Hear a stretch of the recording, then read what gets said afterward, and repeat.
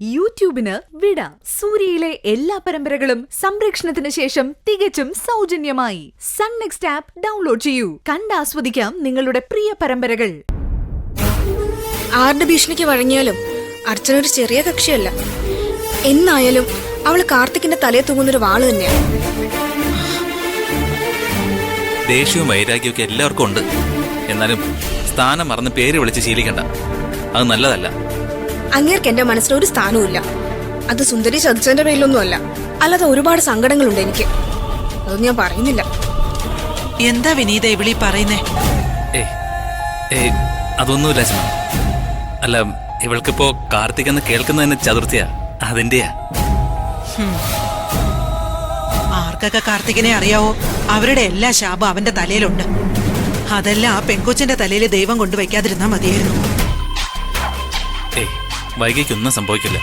കാരണം ആ അമ്മയും മോളും നന്മയുള്ളവരാ.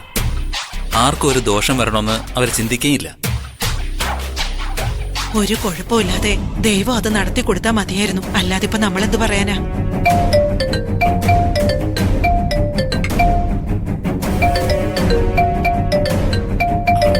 സുന്ദരിയാ, ആശുപത്രി നിന്നായിരിക്കും. എടുക്കണ്ട.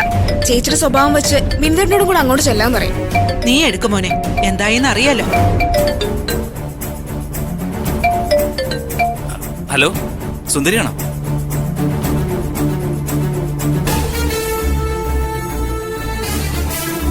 ശരി ശരി, താങ്ക് ഗോഡ്. സുന്ദരി എന്ത് പറഞ്ഞു?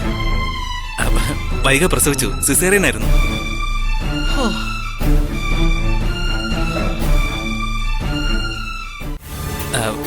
കുഴപ്പമൊന്നുമില്ല, വൈകയും കുഞ്ഞും സേഫ് ആണെന്നാ പറഞ്ഞത്. നമ്മുടെ കാർത്തിക് എത്തിയിട്ടുണ്ട് അവിടെ. ഈ വീട്ടില് എന്റെ സുന്ദരിക്ക് പിറക്കേണ്ട കുഞ്ഞായിരുന്നു.